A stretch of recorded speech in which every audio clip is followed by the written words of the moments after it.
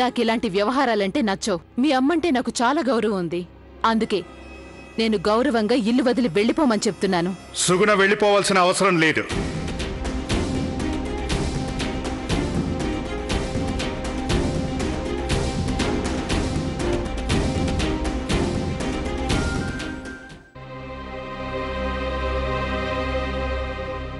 ఈ విషయం నేను ఊరెళ్ళొచ్చాక మాట్లాడుకోవచ్చు. అక్కయ్య, సుగుణ ఎక్కడికి వెళ్ళక్కర్లేదని ఇప్పుడేగా చెప్పాను.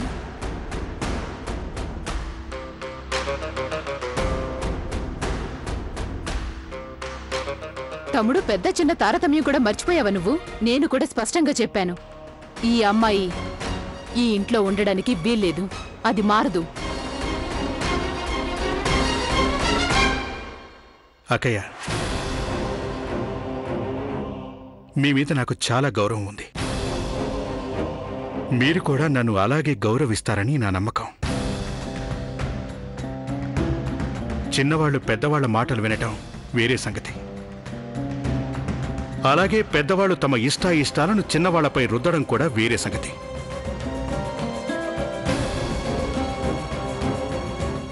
ఎవరికోసం నీ సొంత అక్కనే ఎదురిస్తున్నావు? ఎవరికోసం అంటే నేను ఈ ఇంట్లో ఉండమని చెప్పిన వ్యక్తి కోసం అక్కయ్య.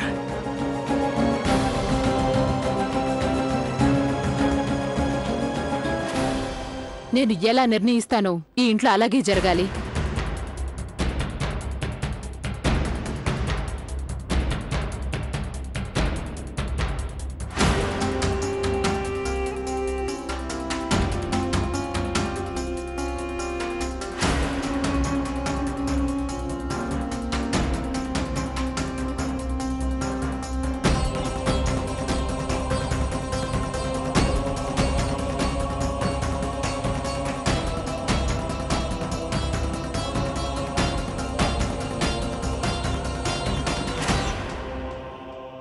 నేనిప్పుడు చెప్పబోయే మాట నీకసలు నచ్చకపోవచ్చు అక్కయ్య.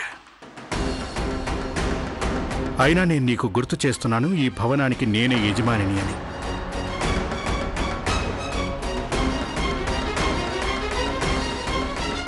ఈ భవనం 4 గోడలకి ఏ రంగులు వేయాలన్న దాంతో సహా ఈ ఇంటి 4 గోడల మధ్య ఎవరుండాలి అనే సంగతి కూడా నిర్ణయించే అధికారం కేవలం నాకు మాత్రమే ఉంది.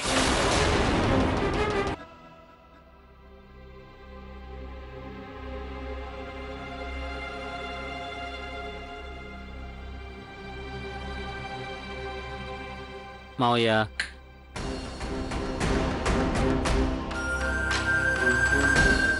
ఇప్పుడేం మాట్లాడుకో ఆది. ఇప్పుడు ఏమీ వద్దు.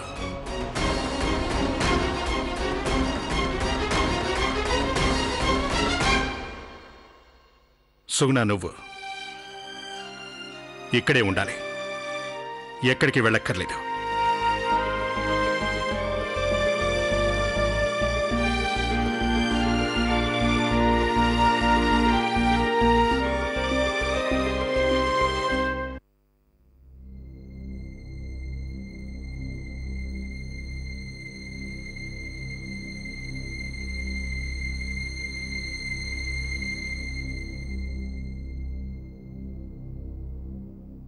అక్కయ్య, అసలు ఇదంతా ఏంటి?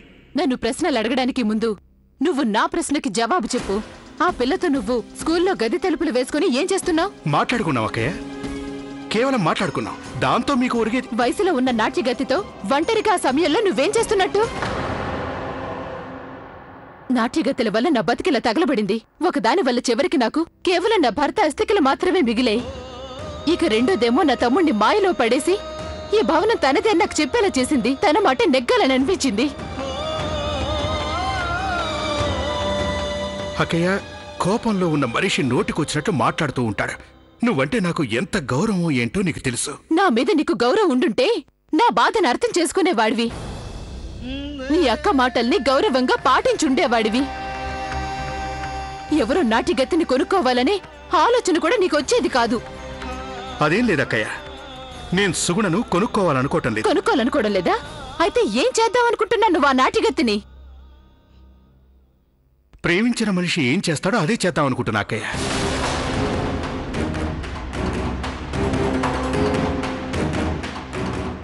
ఏంటి? ప్రేమ? తమ్ముడు నువ్వు ఆ నాట్యగత్తెని ప్రేమిస్తున్నావా? నాట్యగత్తె అనకు అక్కయ్య, నాట్యగత్తె అనకు.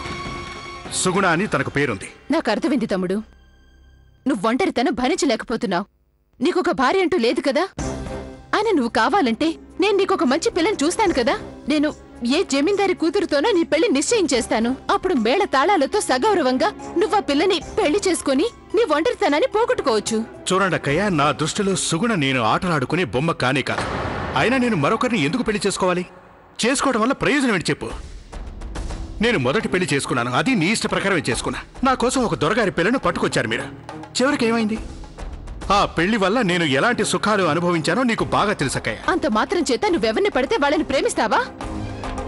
నేను చెప్పేది కొంచెం అర్థం చేసుకో. నాట్యగత్తెలకి జమీందారులు తాము కట్టి వదిలేసిన బట్టలివ్వచ్చు, తాము తిని వదిలేసిన ఎంగిలి పెట్టచ్చు. కాని తమ మనసు మాత్రం ఎప్పటికీ ఇవ్వకూడదు. ఆ నాట్యగత్తెల తలరత అలా ఉంది. అక్కయ్య, వాళ్ళని వస్తువులుగా భావించి వాడుకోవడానికి అలా దూరంగా ఉంచేస్తున్నాం మనం. ఆ పద్ధతిని నేను పూర్తిగా ఆపేయదలుచుకున్నాను అక్కయ్య, పూర్తిగా ఆపేయదలుచుకున్నాను. త్రివిక్రమ్, ఒక అక్క తన తమ్ముడు ముందు ఇలా అనడం బాగుండకపోవచ్చు. నేను మాత్రం అనక తప్పడం లేదు. నేనంటుందేంటంటే మీ మగాళ్ళకి కొన్ని అవసరాలుంటాయని నాకు తెలుసు. ఒకవేళ ఏదో తప్పుగా ఉంటుందేమోనని దాన్ని నువ్వు ప్రేమ అని చెప్పుకుంటున్నావంటే నీకెలా కావాలంటే అలాగే చేసుకో, ఎన్నాడు కావాలంటే అన్నాడు. అయితే అది ఈ భవనానికి బయట దొంగతనంగా చేసుకో. ఆ లోపల నేను నీకోసం ఎవరైనా జమీందారి కూతుర్ని చూసి ఆ పిల్లతో నీ పెళ్లి నిశ్చయం చేసేస్తాను.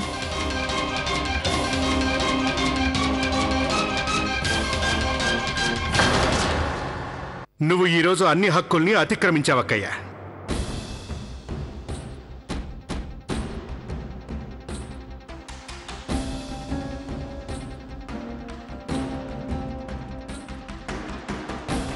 నువ్వు కేవలం సుగుణని కాదు, నన్ను కూడా అవమానించావు. మగాళ్ళకి ఆ ఒక్క అవసరమే ఉంది అనటం చాలా పెద్ద తిట్టుతో సమానం. అసలు మీ ఉద్దేశం ఏంటి? ఆ దేవుడు మగాళ్ళకి హృదయం ఇచ్చింది కేవలం చొక్కా తొడుక్కోవడానికేనా? పోన్లే, ఈరోజు తర్వాత ఈ ఇంట్లో ఆ విషయం గురించి ఎవ్వరూ మాట్లాడకూడదక్కయ్య.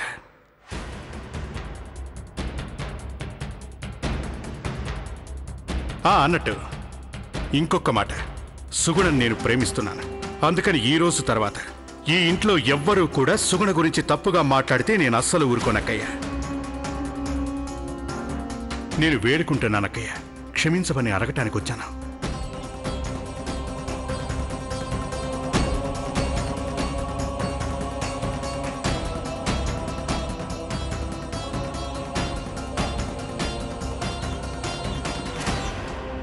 మనిద్దరం కలిసి ఉండడం అందరూ ఎందుకు తప్పంటున్నారు? ఆ దేవుడు ఎందుకు ఇంత పెద్ద తేడా పెట్టాడో? మీరు ఒక పెద్ద కొండ అయితే నేను ఒక చిన్న రాయి లాంటి దాన్ని. అందరికీ నాలో ఒక నాట్యగత్తె ఎందుకు కనిపిస్తుంది? మిగతా అమ్మాయిలాగే ప్రేమించగల ఒక అమ్మాయి ఎందుకు కనిపించదు?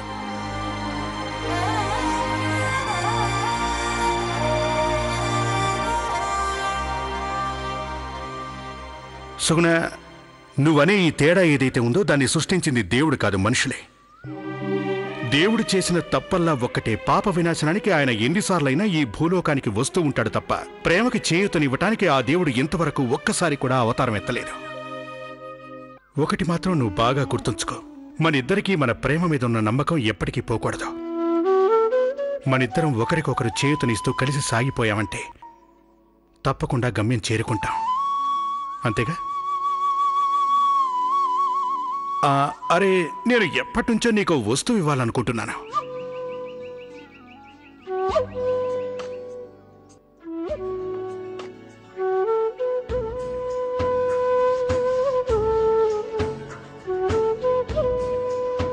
అయ్యగారు, నేను ఇది తీసుకోలేను. ఇది నా మొదటి ప్రేమ కానుక, నువ్వు తీసుకోక తప్పదు. నువ్వు నాతో గొడవ పడు, ఏడ్చి పెడబొబ్బులు పెట్టు, ఏది ఏవైనా నువ్వు తీసుకోక తప్పదు.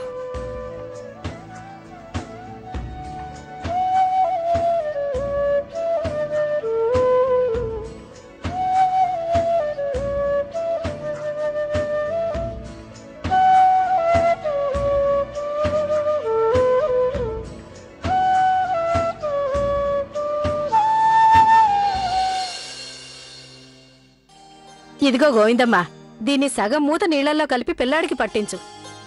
ఇక ఒక్క రోజులో జలుబు గిలుబు అన్నీ పోతాయి. నేను వెళ్ళొస్తానక్కయ్య.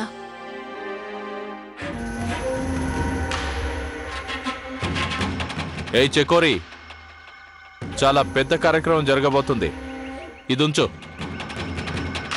ఏం గోవిందమ్మా, నువ్వు మీ అమ్మాయితో వస్తావా? ఓ పెద్ద జమీందారు గారి కొడుక్కి నామకరణం చేసే కార్యక్రమం ఉంది, వచ్చి నాట్యం చేస్తావా? ఆలోచించి చెప్తానులే.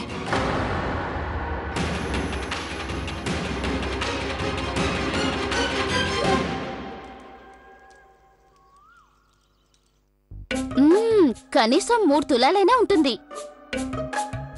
అవును, అంతకంటే తగ్గదులే.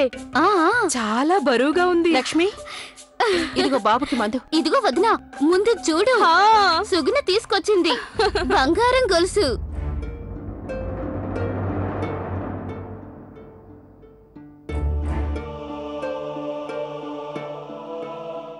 అరే, అలా చూస్తావేంటుదినా? పిల్లలు మెచ్చుకోవమ్మా, ఇది మంచి శుభారంభం. ఇలా ఇవ్వు, నేను మా ఆయనకు చూపిస్తాను. నేను వస్తాను.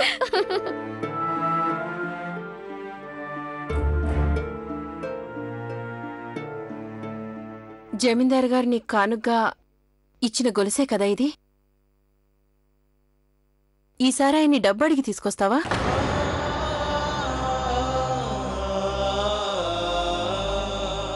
గుర్తుందా సుగుణ, నువ్వెప్పుడూ అంటూ ఉండేదానివి, ఈ కుటుంబాన్ని ముంపుడు గత్తగా వచ్చిన డబ్బుతో నడిపించకూడదని. అప్పుడు నాకేమనిపించేదంటే రొమ్ము విరుచుకున్నట్టు అనిపించేది. నేను గర్వపడేదాన్ని నా పెంపకం చూసి. నేను నా పిల్లని చూసి ఎంత బాగా పెంచానో అనుకున్నాను. కానీ ఇప్పుడు ఇదేమిటి? మీ ఇద్దరికీ ఏ బంధం ఉందని ఆ త్రివిక్రమ్ జమీందారు గారు నీకు గొలుసు కానుకగా ఇచ్చారు. ఆయన ఇచ్చాడే అనుకో, నువ్వు తీసుకొచ్చేసావా? ఎవరైనా ఒక మగవాడు ఒక ఆడదానికి ఇలాంటి వస్తువు ఇచ్చినప్పుడు దాన్ని కానుక అని అనరు, ఖరీదంటారు.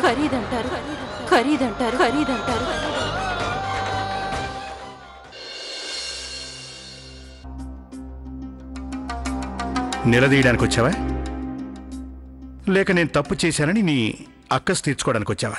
లేదు మావయ్య, చూడండి, ఏదైనా ఒక సంగతి సరైంది కాదనిపిస్తే దాని గురించి అడిగే హక్కు కూడా నాకు లేదా? అడుగు. మావయ్య, నేను నిన్ను అర్థం చేసుకోవడం తేలికనే అనుకునేవాణ్ణి, కానీ ఇప్పుడు ఈ సంగతి అర్థం కావడం లేదు. అసలు ఆ అమ్మాయి ప్రత్యేకత ఏమిటని నువ్వు తన కోసం కుటుంబంలో అందరినీ అలా ఎదురిస్తున్నావు? ఒక వ్యక్తిని అర్థం చేసుకోవడం తెలియకపోవచ్చు అది, కానీ కొన్ని ప్రశ్నలు మాత్రం జీవితంలో చిక్కు ప్రశ్నలా కనిపిస్తాయి. నా ప్రేమ గురించి నీకేం చెప్పమంటావు? దానికి ఎలాంటి రంగు లేదు, ఆకారం లేదు. అది కేవలం ఓ నమ్మకం, దేవుడి మీద నమ్మకంలాగే. నువ్వు కూడా ప్రేమిస్తున్నావుగా అమృతని. తనని ఎందుకలా ప్రేమిస్తున్నావో చెప్పగలవా? అలాగే నేను కూడా ప్రేమలో పడ్డాను. ఏ పడకూడదా?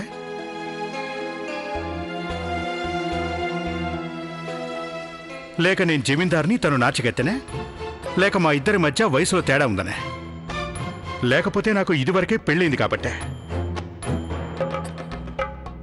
ఇలాంటి కారణాల వల్ల నాకు జీవించడానికి, సంతోషంగా ఉండడానికి ఎలాంటి హక్కు లేదా? చెప్పు. అంకుల్, మిగతా వాళ్ళు మిమ్మల్ని అర్థం చేసుకుంటారో లేదో తెలీదు, నేను మిమ్మల్ని అర్థం చేసుకుంటాను. మీరు తీసుకున్న నిర్ణయాన్ని నేను సమర్థిస్తున్నాను.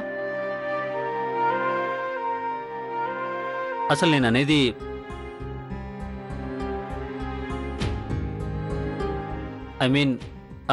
సుగుణ నాట్యగతి అవన్నీ పక్కన పెట్టండి. అసలు తనకంత యోగ్యత ఉందా? నాకు తనెప్పుడు నచ్చలేదు.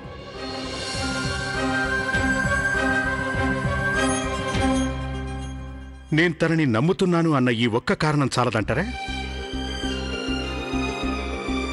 నేను ప్రేమించే యోగ్యత తనకుంది అనుకుంటున్నాను. తనతో కలిసి జీవితాంతం గడపాలి అనుకుంటున్నాను.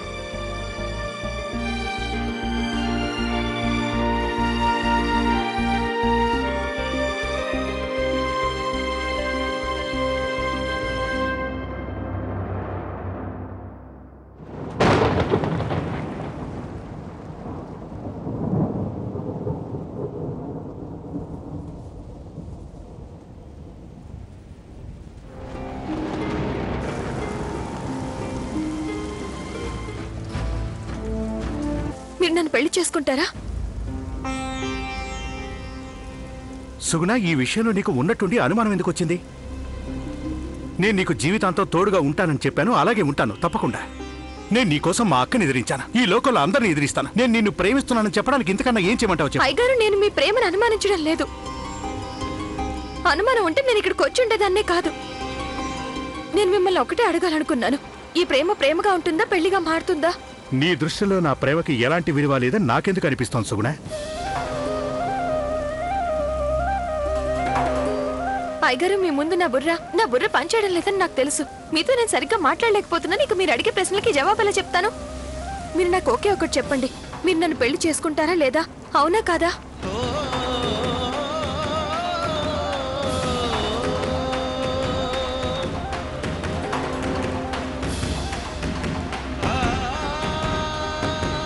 అయ్యగారు, నేను మిమ్మల్ని ఒకటి అడుగుతున్నాను, మీరు నన్ను పెళ్లి చేసుకుంటారు కదా? అవును అవును సుగుణ, నా ప్రేమ సాక్షిగా చెప్తున్నాను. మంచి సమయం చూసి తప్పకుండా నేను నిన్ను పెళ్లి చేసుకుంటాను.